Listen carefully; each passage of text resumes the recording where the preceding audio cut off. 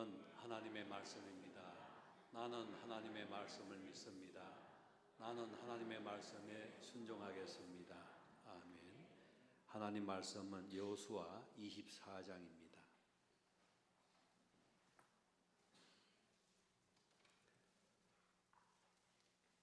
구약 성경 357페이지 여호수아 24장 14절에서 18절까지 한 절씩 교독하겠습니다. 그러므로 이제는 여호와를 경외하며 온전함과 진실함으로 그를 섬기라.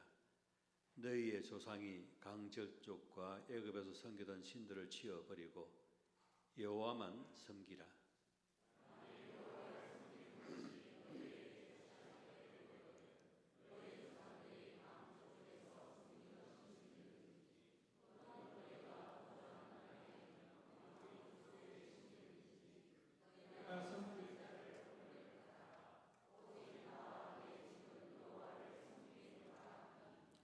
백성이 대답하여 이르되 우리가 결단코 여호와를 버리고 다른 신들을 섬기기를 하지 아니하오리니 이는 우리가 하나님 여호와께서 친히 우리와 이 조상들을 인도하여 애굽 땅 종되었던 집에서 올라오게 하시고 우리 목전에서 그 큰 기적들을 행하시고 우리가 행한 모든 일과 우리가 전하는 모든 백성들 중에서 우리를 보호하셨으며 같이 봉독합니다. 여호와께서도 모든 백성들과 이 땅에 거주하던 아무리 족속을 우리 앞에서 쫓아내셨습니다. 그러므로 우리도 여호와를 섬기리니 그는 우리 하나님이십니다 하니라. 아멘. 5월은 계절의 여왕이라고 표현합니다. 그 계절의 여왕 가운데에 어린이 주일도 있고 어버이 주일도 있고 서성의 주일도 있고 부부의 날도 있고 그렇습니다. 이런 5월달을 생각해 볼 때에 어떤 사람에게는 이런 달이 조금 은혜가 되는 분들이 있고요. 어떤 분들은 이런 달이 오면 마음이 아프고 힘드는 분들도 있습니다. 그러므로 계절의 여왕 5월달 설교하기가 쉬울 수도 있고 어려울 수도 있습니다. 그것은 각자의 처한 환경이 다르기 때문에 그렇습니다. 어떤 분을 만나서 이야기를 하면 제가 어머니 뱃속에 6개월 될 때에 아버님이 돌아가셨습니다 라고 표현하신 분이 있더라고요. 그런 분들에게는 아버지의 사랑 이렇게 하면 얼마나 머릿속에 기억이 남겠습니까? 또 내가 태어나서 생활하는 가운데에 어머니가 내가 아주 어렸을 때에 어머니가 돌아가셨습니다 라고 이야기할 때에 어머니의 사랑을 이야기하면 그분의 마음 가운데서는 어떤 생각이 드시겠습니까? 사실은 부모님이 다 살아 계시고 하는 가운데서는 또 설교가 은혜가 되고 힘이 되겠지만 본인의 자라는 환경 가운데 그러지 못한 것이 있을 때는 마음이 아프기도 합니다.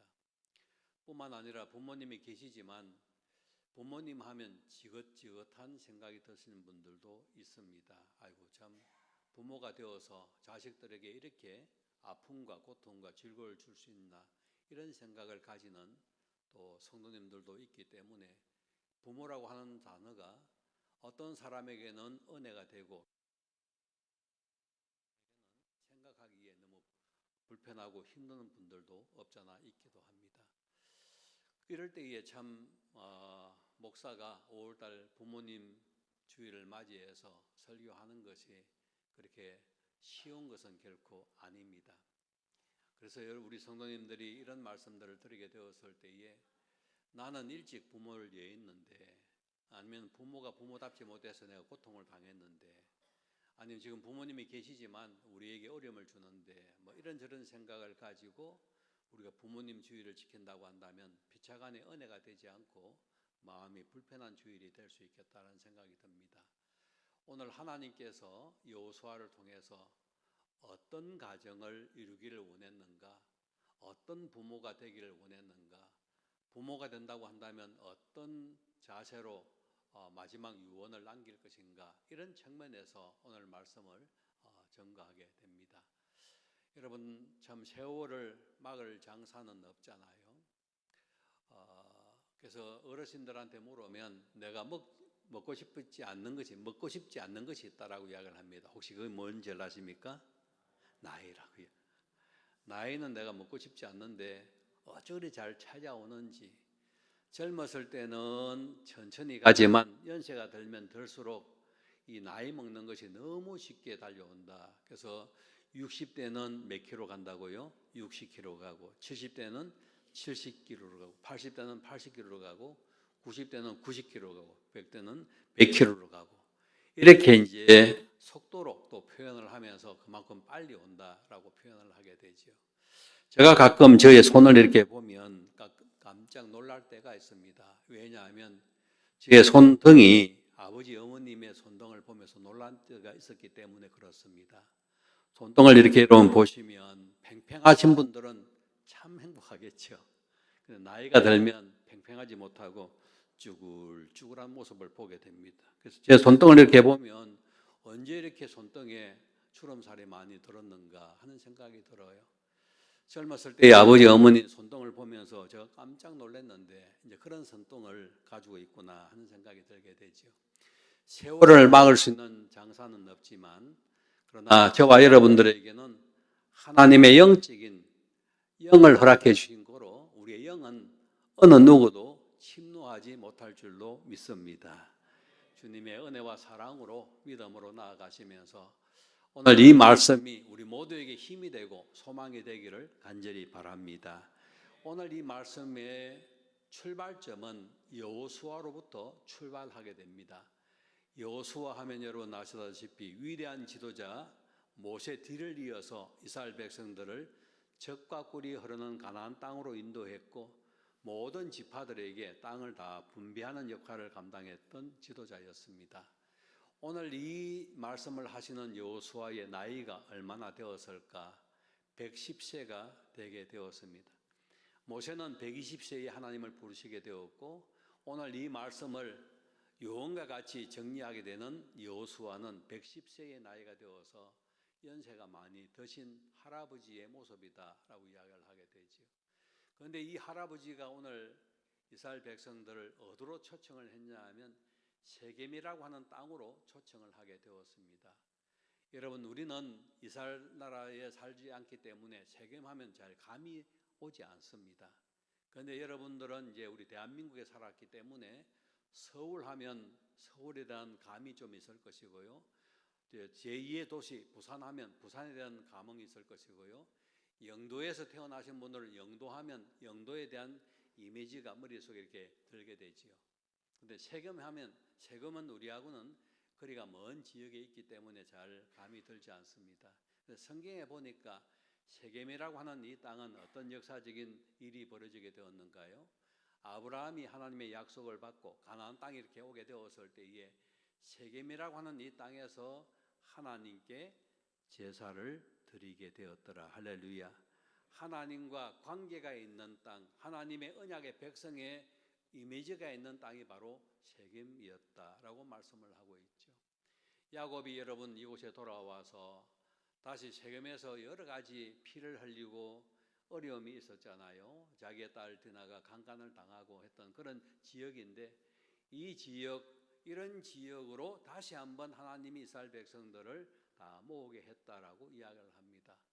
그럴 때에 여호수아 입장에서는 어떤 마음이 있었을까? 여러분 오늘 우리가 모이는 이 장소는 역사적으로 의미가 있는 장소입니다.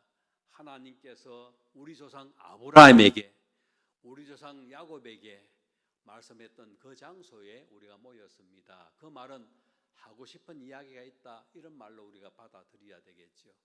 그런 장소에 모여서 여호수아가 그 모이는 사람들에게 말씀을 하게 됩니다.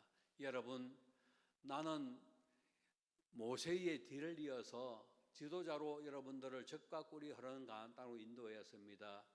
이 땅에는 이미 가나안의 7 족속들이 살고 있었는데 그 거민들을 우리가 다 척결하고, 아직까지 척결하지 않는 민족도 있기는 합니다만 그래도 우리가 그것을 척결하고 여러분들에게 지파에 다 땅을 나누어 주었습니다. 어떤 의미에서 나는 영웅적인 삶을 살았습니다. 위대한 삶을 살았습니다. 여러분 나를 생각하고 나를 기념하십시오. 이런 이야기를 하기 위해서 모인 자리가 아니다 그 말이죠. 그 장소에서는 어떤 이야기를 하려고 했습니까?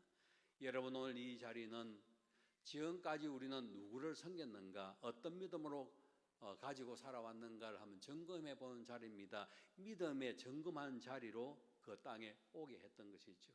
그러니까 여호수아 입장에서는 오늘 이 자리가 얼마나 우리에게는 의미가 있고 거룩한 자리인가를 말씀드릴 수 있습니다. 특별히 여러분 15절 말씀해 보면 이런 이야기가 나와 있죠. 여호와를 섬기는 것이 너에게 좋지 않게 보이거든 너희 조상들이 강 저쪽에 섬기던 신들이든지 강 저쪽에 섬겼던 것은 애굽에 살 때에 여러분 그들이 신을 섬겼잖아요. 하나님을 믿는 사람도 있지만 하나님 믿지 않는 사람들도 있게 되고 애굽의 신들을 섬기게 된 것을 기억하게 되죠. 너희가 거주하는 땅에 있는 아무리 족속들이 섬기는 신을 섬기든지 오늘 이 자리에서 이런저런 것들이 있게 되었을 때에 우리는 진짜 누구를 섬겨야 될 것인가 이런 의미가 이 속에 담겨 있습니다. 그러면서 여호수아는 나는 하나님을 섬깁니다. 할렐루야. 나는 하나님을 섬깁니다. 이 말을 사실은 지금 하고 싶은 거예요. 그래서 여러분 강 저쪽에 섬겼던 것, 이쪽에 섬겼던 것, 이 사람 섬겼던 것 이거 지금 말은 했지만 거기에 방점이 있는 것이 아니라 나는 오늘 이 자리에서 여러분 하나님의 언약의 자손으로 이분을 섬기면서 살아가기를 원합니다. 이 고백을 하기 위해서 세겜에 모이게 했다라고 말씀하고 있는 것이죠. 오늘 피를 토하면서 절규하는 여호수아의 이 마음이 저와 여러분들에게 흘러넘치기를 간절히 바랍니다. 우리 집에 진짜 주인은 누구인가? 나는 하나님의 편에 서 있는가? 아니면은 사탄의 편에 서 있는가? 이런 것들을 지금 점검을 하고 있죠. 첫째로 오늘 이런 말씀을 들으면서 우리 집의 주인은 하나님이십니다. 할렐루야. 우리 집의 주인은 누구시라고요? 하나님이라고 표현하고 있습니다. 15절 말씀에 보시면 방송실 띄워주시기를 바랍니다. 15절 말씀에 보면 너희가 섬길 자를 오늘 택하라 이렇게 이야기를 하고 있습니다. 여러분 15절 말씀을 같이 한번 다시 보십시다. 하반절 말씀에 보시면 아니면 앞에 있는 말씀에 보시면요 노란 글씨가 있는 것만 같이 한번 읽겠습니다. 너희가 섬길 자를 오늘 택하라. 아멘. 여기 여러분 여러 가지 단어들이 다 나와 있습니다만은 진짜 중요한 단어가 있다고 한다면 그것이 무엇일까요? 오늘이라고 하는 이 단어입니다. 오늘 너희들에게 내가 말을 한다. 오늘 너희들에게 이 말씀을 기억하고 살아갔으면 좋겠다라고 표현하게 되지요. 사실은 저와 여러분들이 인생을 살면서 오늘이라는 단어보다는 내일이라고 하는 단어를 너무 좋아합니다. 내일 참 좋아하죠. 아니면은 차차로 다음에 여건이 되면 이런 단어를 우리는 좋아하게 되어 있습니다. 지금은 내가 여건이 안 좋으니까 어떻게 할 수가 없고 다음에 여건이 되면 그렇게 하겠습니다 라는 표현을 자연스럽게 저와 여러분들이 하는 것을 우리의 심속에서 이렇게 나오게 되죠. 이런 마음을 잘 알고 있는 여호수아가 이런 말씀을 전하게 되었을 때에 차차로 다음에 나중에 후에 이렇게 이야기하지 않고 오늘 결심을 하라 이렇게 이야기를 하고 있습니다. 사랑하는 성도 여러분, 왜 오늘 하라고 이야기를 하고 있을까요? 오늘이라고 하는 이 단어가 중요한 것이 무엇입니까? 내일은 나에게 보장이 되어 있지 않을 수도 있습니다. 내일은 나하고 상관없는 날이 될 수 있습니다. 우리는 자꾸 생각할 때에 내일도 나에게 주어진다고 생각합니다만은 그러나 그것은 우리의 희망사항이지 내일이 결코 나한테 주어지는 것은 아니다라는 생각이 들게 되죠. 또 여러분 우리 가정생활을 할 때도 마찬가지로 내일이 계속 연관되어서 흘러간다라고 우리가 보장할 수는 없다 그런 말입니다. 그러므로 오늘 여호수아는 세겜에 모이는 백성들에게 이야기할 때에 오늘 이 자리에서 우리 결심하자라고 말씀해 주고 있습니다. 사랑하는 성도 여러분, 누구를 섬길 것인가 라는 이 말을 여호수아가 지금 하고 있을 때에 오늘 동일하게 이영도교회 예배드리는 여러분들에게도 이 말씀이 적용됩니다. 오늘 여러분들이 하나님을 선택하고 섬길 수 있기를 간절히 바랍니다. 내가 어떻게 섬겨야 될 것인가 라고 할 때에 이미 하나님이 내 편이 되어주셨고 내가 하나님의 편이 되십니다 라는 고백이 그 속에 들어가게 되는 것이죠. 예수 믿겠습니까? 예, 차차로 나중에 후에 믿겠습니다. 아니요, 지금 이 시간에 주님이 나의 주님이 되십니다. 이것을 여호수아는 지금 이야기를 하고 있고 오늘 이 말씀은 우리한테 요구하고 있다, 그런 말이죠. 부모님을 어떻게 섬기겠습니까? 라고 할 때에 지금은 마음밖에 없습니다. 나중에 여건이 되면 섬기겠습니다. 돈이 생기면 섬기겠습니다. 시간이 여유가 생기면 그렇게 부모님 잘 섬기겠습니다. 아니요, 그것은 거짓말입니다. 왜? 나한테 보장되어 있는 날이 아니기 때문에 그렇습니다. 그러므로 여건이 안 되더라도 오늘 부모님을 섬겨야 될 일이 있다고 한다면 부모님을 섬기는 여러분들이 되시기를 바랍니다. 하나님을 섬겨야 될 일이 있다고 한다면 내일 내가 봉사하는 것이 아니라 오늘 결심을 하고 하나님을 섬길 수 있기를 간절히 바랍니다. 왜 그렇습니까? 하나님의 원리가 오늘에 있기 때문에 그런 것입니다. 여러분, 우리가 섬길 때에 율법적인 마음으로 섬기느냐 복음적인 마음으로 섬기느냐, 이거는 굉장히 중요하다라고 이야기할 수 있지요. 율법의 마음은 어떤 마음입니까? 우리 성경에 보시면 출애굽기 20장 말씀이라든지 아니면 신명기 5장 말씀에 십계명이 나와 있지 않습니까? 하나님을 섬기라, 부모를 공경하라, 살인하지 말라, 또 도둑질하지 말라. 이것을 율법으로 받아들이게 되면 굉장히 드라이하게 되고 딱딱하게 됩니다. 이 율법을 적용하다 보면 사람을 다 죽이는 일들에 동참할 수밖에 없습니다. 하지만 이 말씀을 은혜의 말씀, 율법의 말씀이 아니라 복음의 말씀으로 받아들이면 거기에는 넉넉함이 생기게 됩니다. 거기에는 이해하려고 하는 마음이 생기게 되고 사랑하는 마음이 생기게 되고 용납하는 마음이 생기게 된다, 그런 말이죠. 그러므로 내가 신앙생활 할 때에 내 부모를 공경하라 율법으로 지키려고 하면 너무 힘들고 어려워서 안 돼요. 왜? 부모를 공경하려고 딱 보니까 부모가 부모 노릇을 하지 못하는 거예요. 아유, 저렇게 해서 아버지라고 할 수 있나? 저렇게 행동하는데 어머니라고 할 수 있나? 이런 마음이 들게 되면 그때부터는 감사가 나오는 것이 아니라 불평이 나올 수밖에 없는 것이죠. 저런 분을 나에게 주셨다고 한다면 나는 하나님 내 마음 적겠습니다, 이런 마음이 생길 수 있는 가능성이 많아요. 그런데 여러분, 복음의 눈으로 바라보면 흥과 티가 있는 부모라고 할지라도 하나님이 주셨습니다. 할렐루야. 하나님이 부모님을 통해서 우리 가정에 아름다운 축복의 통로로 만들어 주셨습니다라는 시각을 가지게 되면 그때부터는 다른 모습으로 부모님을 섬길 수 있다, 그런 말이죠.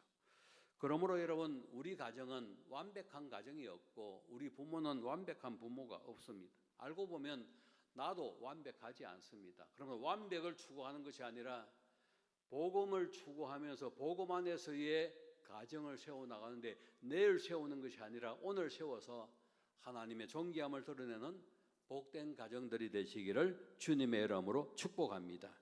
두 번째는 여러분, 에베네셀 가정으로서의 모든 것이 다 하나님의 은혜다, 그런 말이죠. 둘째로 여러분 같이 한번 읽어볼까요? 우리 집의 역사는 하나님의 은혜입니다. 우리 옆에 있는 분들에게 한번 자랑하면서 우리 집의 역사는 하나님의 은혜예요 하고 이야기를 한번 해봅시다. 자, 그러면 여러분, 하나님의 은혜라고 표현을 하게 되었는데 왜 여호수아가 이스라엘 백성들에게 하나님의 은혜가 임했다고 이야기를 하는가? 17절 말씀에 보면 이렇게 좀 표현하고 있거든요. 우리 노란 글씨로 되어 있는 부분만 같이 한번 읽어볼게요. 우리 하나님이 여호와께서 종되었던 집에서 올라오게 하시고 우리의 목전에서 이렇게 쭉 나가잖아요. 그러므로 여러분, 오늘 이 말씀을 보면 우리를 애굽 땅 종되었던 집에서 하나님이 불러내서 오늘 우리에게 젖과 꿀이 흐르는 가나안 땅을 허락해 주셨다. 이 모든 것이 다 하나님의 은혜인 줄로 믿습니다. 비록 이 땅에 와서 정복하기 위해서는 피를 흘렸습니다. 전투를 했습니다. 고생을 했습니다. 고난을 당하고 어려움을 당했습니다. 그럼에도 불구하고 하나님이 우리 조상 아브라함에게 주신 그 땅을 우리에게 이 땅으로 주셨으니 우리 거기에 대해서 하나님의 은혜를 감사하고 살아갑시다라고 지금 여호수아가 말씀하고 있습니다. 만일에 내 속에 은혜가 사라져버리면 어떻게 될까요? 내 속에 있는 은혜가 빠져버리면 그때부터는 불평이 나오기 시작합니다. 원망이 나오기 시작합니다. 시기와 질투가 나오기 시작합니다. 하지만 하나님의 은혜를 기억하게 되면 감사가 나오게 되지요. 감사합니다. 고맙습니다. 도와주셔서 은혜가 됩니다. 이런 것이 나오게 됩니다. 은혜를 잊어버리면 자녀들도 나에게는 얼마나 큰 짐이 되고 큰 근심이 되는지 모릅니다. 하나님의 은혜를 기억하면 하나님이 우리 가정에 이 복덩이를 주셨습니다. 할렐루야. 그렇게 이야기하게 되는 것이죠. 그제 어떤 한 분을 또 저희 방에서 만났습니다. 이분의 그 자녀에 대한 이야기를 들으면서요, 이런 생각이 들었습니다. 여러분, 가정에 장애인이 있다, 장애우가 있다고 하는 것은 참 그 가정에 많은 고난과 고통과 어려움이 있다라고 봐야 되잖아요. 자기의 자녀가 태어나서 생활하는 가운데 장애를 얻게 되었다고 합니다. 그래서 너무 이 아이를 집중하고 키우고 할 때에 많이 마음에 부담스럽고 힘드는 것이 있었지 않겠습니까? 그 아이를 온전하게 돌보려고 하니까 온 가족들이 다 그 아이에게 매달리게 되고, 그렇게 하다 보니까 사업이라든지 이런 부분에 많은 약함들이 없지 않아 있게 되었죠. 근데 그분이 웃으면서 우리 아이가 이 땅을 떠나갈 때에 우리 아기에 참 좋은 유산을 주었습니다 라고 이야기를 하더라고요. 그래서 제가 기가 쫑긋해서 건강이 안 좋은 이 아이가 이 가정에 어떤 유산을 주었습니까? 라고 물으니까 우리 가정에 빚을 15억인가 17억인가 빚을 주고 갔다는 거예요. 그 이야기를 웃으면서 이렇게 하시더라고요. 여러분, 거기 웃으면서 이야기가 나오지는 않지 않습니까? 굉장히 마음이 불편하고 힘들고 어려웠던 이야기를, 그래서 하나님이 우리 가정에 이런 아이를 주어서 우리는 행복하게 생활했습니다 라고 고백한 것을 들으면서 야, 감사가 있으니까 저렇게 표현하는구나 하는 생각을 가지게 되었습니다. 여러분, 마찬가지로 부모님을 내가 참 감사라는 은혜라고 하는 이 단어를 기억하면 얼마나 감사하고 기쁜지 모르지만, 이 감사란 단어가 또 아니면 은혜라는 단어가 싹 빠져버리면 그때부터는 무거운 짐이 되는 경우가 없잖아 있기는 하겠죠. 간절히 원하옵건대 저와 여러분들이 여기까지 인도하신 것은 다 하나님의 은혜입니다 고백하고, 그 은혜로 말미암아 다시 한번 우리 가정이, 우리 관계가, 언약적인 관계가 회복되는 역사가 있기를 주님의 이름으로 축복합니다. 내가 잘나서 이 자리에 있는 거 아닙니다. 내가 돈을 많이 벌어서 이 자리에 지금 있는 거 아닙니다. 하나님의 은혜로 내가 이 자리에 있고 하나님의 은혜로 우리 가정이 있다라고 기억할 때에 그 속에는 무궁무진한 하나님의 사랑이 흘러간다, 그런 말이죠. 그러므로 그런 가정에 있어야 될 부분이 있다고 한다면 그것은 무엇입니까? 그런 가정에 꼭 있어야 될 것은 바로 나와 내 집은 하나님을 섬기겠다고 하는 그 마음이 필요하지요. 그런 마음은 어떤 마음으로 하나님을 섬겨야 될 것인가라고 이야기할 때에 셋째로 보면 우리 집은 경외함과 진실함으로 하나님을 섬기겠습니다 라고 말씀하고 있습니다. 14절 말씀을 같이 한번 읽어보기를 원합니다. 방송실에 한번 띄워주시기를 바라요. 14절 말씀, 우리 노란 글씨만 같이 한번 읽겠습니다. 우리를 보호하셨습니다. 14절 말씀 그냥 우리가 같이 읽을게요. 같이 읽겠습니다. 시작. 그러므로 이제는 여호와를 경외하며 온전함과 진실함으로 그를 섬기라. 아멘. 오늘 이 말씀에서 여러분 세 가지를 좀 이야기를 하고 있습니다. 한 가지는 여호와를 경외하라. 경외한다고 하는 것은 여러분 어떤 마음일까요? 그것은 바로 무서워 도망가는 것이 아니라 그분 앞에서 내 마음을 낮추는 마음을 경외한다, 그런 말이죠. 하나님을 영화롭게 하고 행복하게 하고 아름답게 섬기며 나가는 이 마음, 이것이 바로 경외하는 마음입니다. 그 다음에 온전하게 한다라고 하는 이 마음은 어떤 마음입니까? 나눠주지 않는 이 마음이 온전한 마음이다라고 이야기를 할 수 있는 것이죠. 여러분, 온전한 마음은 하나님을 섬길 것인가 세상을 섬길 것인가라고 이야기할 때에 세상에 있든지 교회에 있든지 어디에 있든지 하나님을 영화롭게 하고 그분을 경외하고 섬기겠습니다. 이런 마음들이 있을 때에 우리는 온전합니다라고 표현할 수가 있습니다. 그러므로 말씀을 들을 때나 세상에 나가서 직장에서 일터에서 일을 할 때도 하나님을 경외함으로 섬긴다라고 하는 것은 마음에 나누어지지 않고 그 속에 주님이 주인이 되십니다. 이 마음이 있는 그 자리, 그런 복된 자리에서 영광을 돌릴 수 있기를 바랍니다. 뿐만 아니라 진실함으로 하나님을 섬긴다라고 이야기를 하고 있습니다. 진실함으로 섬긴다고 하는 것은 끝까지 믿음으로 하나님을 바라보고 살아가겠다라고 말씀하고 있는 것이죠. 좋을 때만 하나님을 섬기는 것이 아니라 편할 때만 하나님께 감사하는 것이 아니라 좋지 않을 때에도 불편할 때도 어려울 때도 믿음으로 하나님을 끝까지 바라보고 살아가는 삶을 이야기를 하고 있습니다. 여러분, 우리는 지금 살아가면서 핸드폰이 우리의 생활에 아주 밀접하게 이렇게 관계가 되어 있잖아요. 저녁 내 충전을 시켰다가 아침에 이렇게 가지고 나오면 여러분, 이 배터리가 24시간 되는 분들도 있지만 보통 보면 사용하다 보면 이 100%에서 90%로 50%로 40%로 20%로 10%로 가면은 이제는 이 배터리에 그 남아있는 충전에 남아있는 것이 얼마 되지 않다는 것을 보면서 그때부터 마음이 좀 불안하기 시작하죠. 그러면 어디 가든지 다시 충전시키려는 마음이 생기지 않습니까? 이와 같이 우리가 생활 속에 편리한 것을 잘 이용하기 위해서는 즉각적으로 신속하게 그렇게 반응을 합니다만은 믿음에 대해서 어느 정도 반응을 하는가 하는 것을 생각해 보면 하나님을 경외하고 하나님을 온전함으로 하나님을 진실함으로 섬기는 이런 마음들에 대해서는 너무 여롭게 아니면은 나중에 차차 섬기려고 하는 마음으로 우리는 이렇게 보충하는 마음이 없는가 하는 것들을 한번 진단해 볼 수 있는 것이죠. 간절히 원하옵건대 저와 여러분 하나님을 섬길 때에 오직 나와 내 집은 하나님을 거룩하게 섬기겠습니다. 이 마음 가운데서는 그 속에서는 신속하고 정확하고 지금 주님 앞에 믿음으로 나아가는 복된 삶들이 되기를 주님의 이름으로 축복합니다.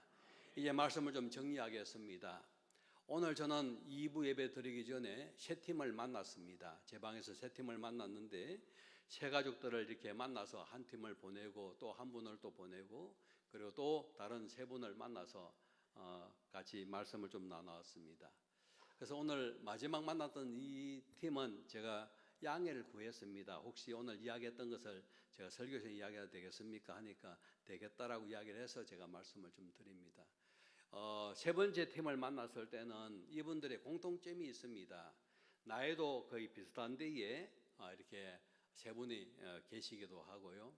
그리고 공통점이 무엇이냐 하면 한 분은 아버님이 돌아가신 가운데에 이제 교회 나와서 신앙생활을 해서 지금 이 자리에 앉아 계시고요.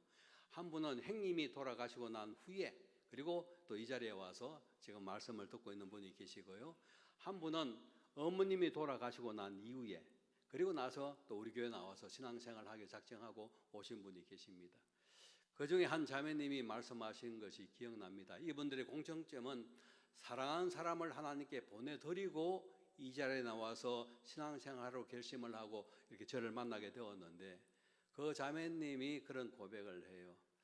목사님, 우리 어머님이 돌아가실 때에 소원이 하나 있었습니다. 신앙생활 잘 하셨는데 그 소원이 막내딸이 신앙생활 잘 했으면 좋겠다 하는 그런 소원을 이야기를 하더랍니다. 소원일 수도 있고 유언일 수도 있고 이런 이야기를 들으면서 본인이 마음속에 어머님이 소원이 내가 신앙생활을 하는 것을 소원이었는데 내가 이제 신앙생활을 해야 되겠다 이런 결심을 하고 이제 교회 나오시게 된 것이죠.